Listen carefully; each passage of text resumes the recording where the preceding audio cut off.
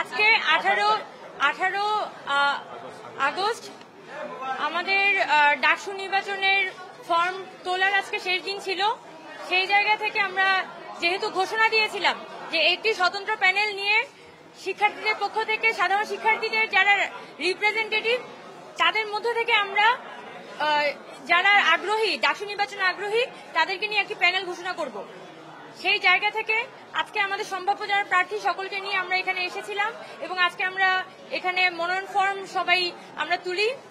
আর আমাদের প্যানেলের যে এন্টায়ার ডেসক্রিপশন, প্যানেলের নাম থেকে শুরু করে কারা কোন পদে থাকবে সেই বিবরণগুলো আমরা আগামীকালকে প্যানেল যখন আমরা মনোনয়ন ফর্ম জমা দিব এর পরবর্তীতে একটি প্যানেল পরিচিতির মাধ্যমে আমরা সকলের কাছে জানিয়ে দিব।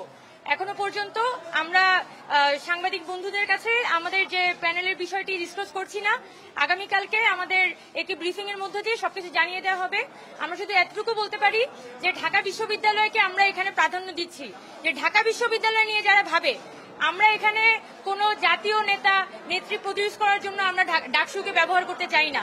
ডাকসু এখানে ছাত্রদের প্ল্যাটফর্ম এবং প্রত্যেক বছর নির্দিষ্ট ক্যালেন্ডারের ডেট ধরে ডাকসু নির্বাচন হতে হবে। সেই জায়গা থেকে ডাকসুকে ছাত্রদের প্রতিনিধিত্বের একটা প্ল্যাটফর্মে রূপান্তরিত করাই আমাদের আমরা আসলে চাই।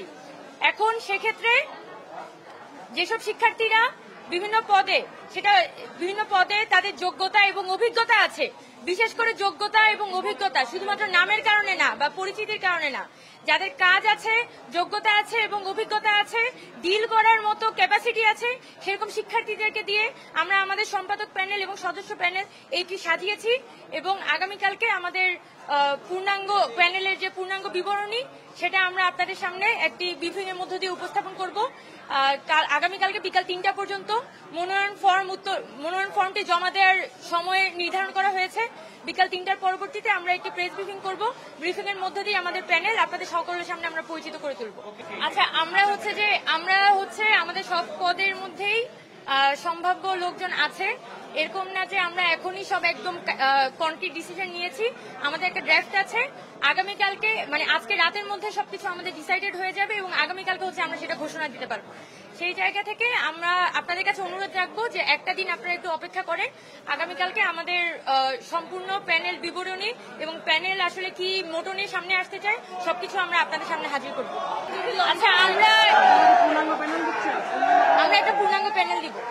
আমরা এখানে বিশেষ করে বিশ্ববিদ্যালয়ের প্রশাসনের এখানে দৃষ্টি আকর্ষণ করতে চাই, এখনো পর্যন্ত কিন্তু নির্বাচনী প্রচারণা করার, অফলাইনে মাঠে প্রচারণা করার সুযোগটি কিন্তু এখনো প্রশাসনের পক্ষ থেকে করে দেওয়া হয়নি এবং সরাসরি বলা হয়েছে যে প্রার্থী সিলেকশনের আগে যদি এখানে কেউ সশরীরে প্রচারণা করে তাহলে এটা কিন্তু আচরণবিধি লঙ্ঘনের মধ্যে পড়ে।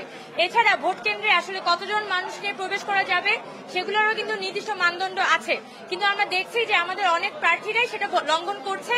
আমরা শুধু এটাই বলতে চাই যে আমাদের প্রশাসন যখনই এখানে নানানভাবে সাইনবোর্ড মানে ব্যানার টাঙানো হচ্ছে, প্রার্থী পরিচিতি হচ্ছে, সেই জায়গাগুলোতে যাতে একটা স্ট্রিক্ট ডিসিশন নেওয়া হয় এবং প্রার্থীদেরকে যাতে সতর্ক করা হয় সে ব্যাপারে আমরা বিশেষ করে আমাদের ঢাকা বিশ্ববিদ্যালয়ের যে নির্বাচন কমিশন তাদের কাছে একটা বিশেষ অনুরোধ করব।